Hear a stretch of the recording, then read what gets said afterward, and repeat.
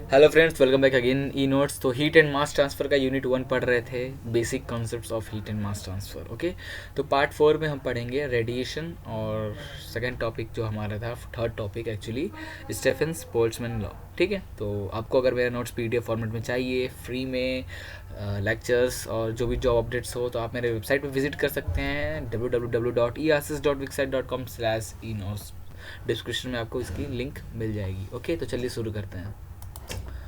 Okay, radiation. तो हमने conduction पढ़ लिया, कन्वेक्शन पढ़ लिया, अब रेडिएशन की बात हो रही है। तो रेडिएशन ये टेक्निक है हीट ट्रांसफ़र होने का। ठीक है, मोड है ये। तो रेडिएशन, जैसे कि हमने आपको स्टार्टिंग में एग्जांपल दिया था, सनलाइट जो है, सन से जो रेडिएशन निकल रहा है उसके कारण जो आपका सोलार प्लेट जो चार्ज होता है, तो ये जो हीट ट्रांसफ़र हो रहा है ये रेडिएशन के थ्रू हो रहा है। ठीक है, तो जैसे कि अपना ये हो गया, ये रॉड है, रॉड में ये हमने क्या किया, कैंडल जलाया, तो ये कैंडल से जो हीट निकल रहा है थोड़ी दूर पे जो अपने रॉड रखा है, ये जो हीट ट्रांसफ़र ये भी हो रहा है with the help of radiation. ठीक है, अब पढ़ते हैं थोड़े टर्म्स को। सो thermal radiation is the transmission of heat in the form of radiant energy or the wave motion from one body to another across an intervening space. Okay, तो इतना language easy है, आई थिंक आपको समझाने की ज़रूरत नहीं है। जैसे कि मैं बताया, एक बॉडी से दूसरे बॉडी तक हीट ट्रांसफ़र करना है with the help of radiant energy. ठीक है ना।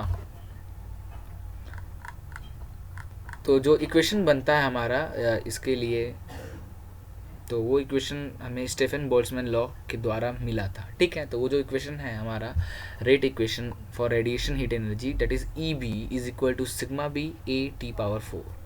ओके, फॉर ये जो इक्वेशन है, ध्यान देना, ये इक्वेशन नंबर 1 जो मैंने लिखा है ये फॉर ब्लैक बॉडी सरफेस, ये सिर्फ और सिर्फ ब्लैक बॉडी सरफेस के लिए हैं। ठीक है, अदर सरफेस के लिए जो रेडिएशन होता है, अपना रेडिएशन हीट ट्रांसफ़र रेट वो कम होता है compare to black body surface, तो उसके लिए इक्वेशन चेंज हो जाएगा। तो हम देखते हैं। ठीक है, तो where EB is the energy radiate per unit time, T is the absolute temperature of surface, sigma B is the Stefan's Boltzmann constant, और A is the area of surface. Okay, तो जो न्यूमेरिकल बनता है, इस numerical पे आपको लगभग सारे वैल्यूज़ दिया होगा। ठीक है, सिर्फ पुट करना है और आपको एनर्जी रेडिएटेड निकालना है। अब तो ये हो गया। अगला था हमारा सिग्मा बी की जो वैल्यू होती है 5.67 इंटू 10⁻⁸ वाट पर मीटर स्क्वायर केल्विन पावर 4, ये होती, लिख सकते हो आप इन टर्म्स ऑफ केल्विन, ऐसे आया तो। ठीक है, और या फिर 4.86 इंटू 10⁻⁸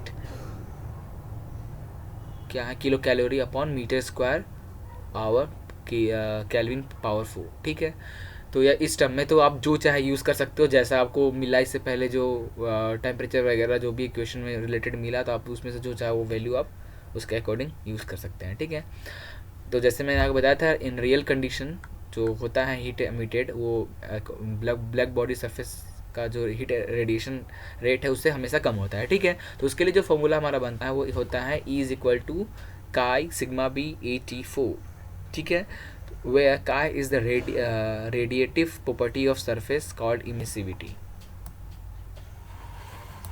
कहाँ गया, and its value depend on the surface characteristic and the temperature। Okay, तो सेम है, इसकी जो एनर्जी रेडिएटेड पर यूनिट टाइम था उसका फॉर्मूला और इसका लगभग सेम है। ठीक है, बस यहाँ पे एंटर क्या हो रहा है, काई एंटर हो रहा है। ये काई क्या है, radiative property of surface, that is called emissivity. ठीक है, और जो उसका वैल्यू वो डिपेंड करता है आपका सरफेस के कैरेक्टरिस्टिक और उसके टेम्परेचर पे।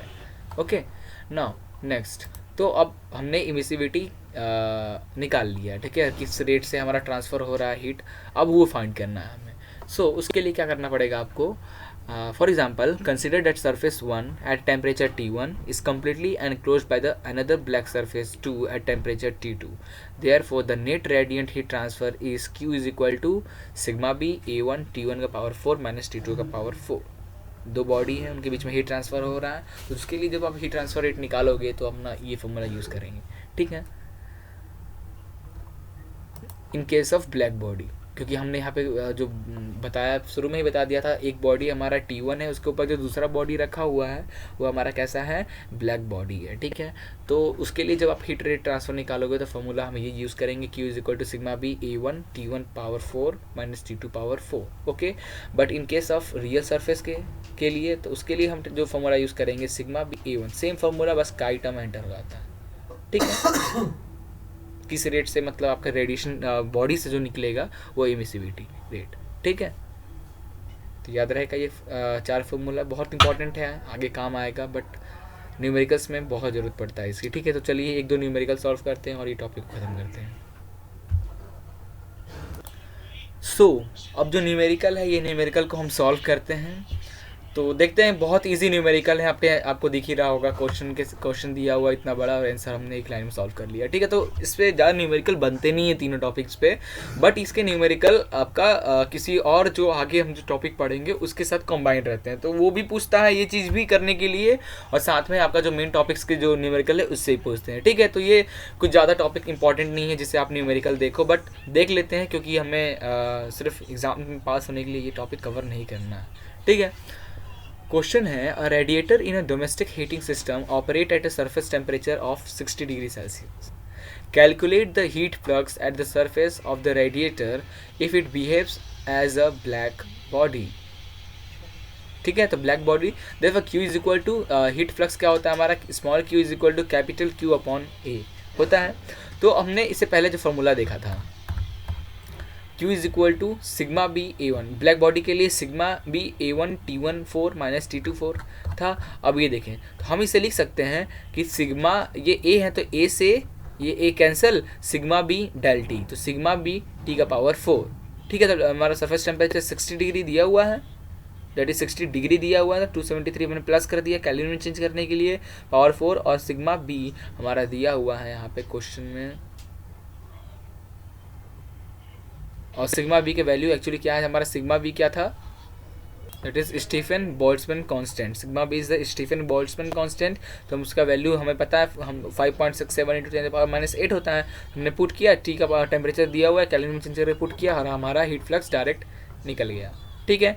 एक तो ये न्यूमेरिकल है, उसके बाद जो अगला न्यूमेरिकल है वो ये न्यूमेरिकल है, ठीक है। ये न्यूमेरिकल एक्चुअली मैं समझाता हूँ क्या रहा है कि 1.5 मीटर का एक 1.5 मीटर लेंथ का एक हमारे पास रॉड है, जो कि एक कंटेनर के अंदर पैक है, जिस कंटेनर में कुछ गैसेस हैं, और उसमें हमने जो रॉड है उसके अंदर पैक रखे हैं वैक्यूम कंडीशन में, और हम इलेक्ट्रिसिटी पास करा रहे हैं, तो उससे जो हीट ट्रांसफर रेट हो रहा है उसे कैलकुलेट करना है, ठीक है। एक्चुअली मेन है यही क्वेश्चन में। तो फॉर स्टेडी स्टेट कंडीशन, क्योंकि आगे हम पढ़ेंगे स्टेडी स्टेट कंडीशन क्या होता है, तो for steady state condition the electric power supply to the rod equal to the radiant heat loss from it, ठीक है।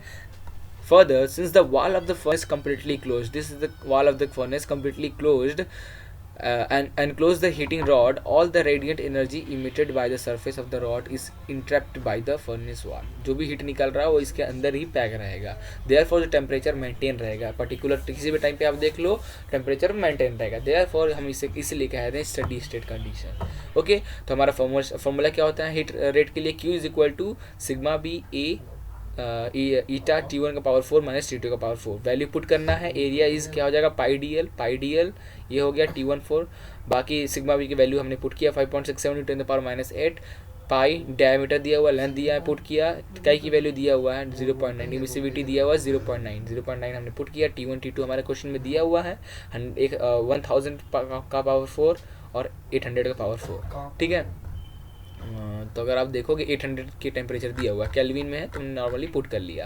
तो अब ये 10⁻⁸ को हमने इधर ट्रांसफर किया, तो 1000/100 का पावर 4 माइनस 800/100 का पावर 4, इससे हमारा जो Q निकलेगा वो निकलेगा 2838 वाट, ठीक है। तो ये न्यूमेरिकल हम कुछ ऐसे सॉल्व करेंगे, ओके। तो हमारा रेडिएंट का टॉपिक भी यहाँ पे खत्म होता है। नेक्स्ट लेक्चर में हम स्टडी अनस्टडी स्टेट देखेंगे क्या होता है, कि स्टैटिक स्टेट कंडीशन और अनस्टडी कंडीशन, उसके बाद हम फिर मेन टॉपिक्स पे इस यूनिट का स्टार्ट करेंगे, ओके। तो thank you for watching this video, please like and share it and don't forget to subscribe it.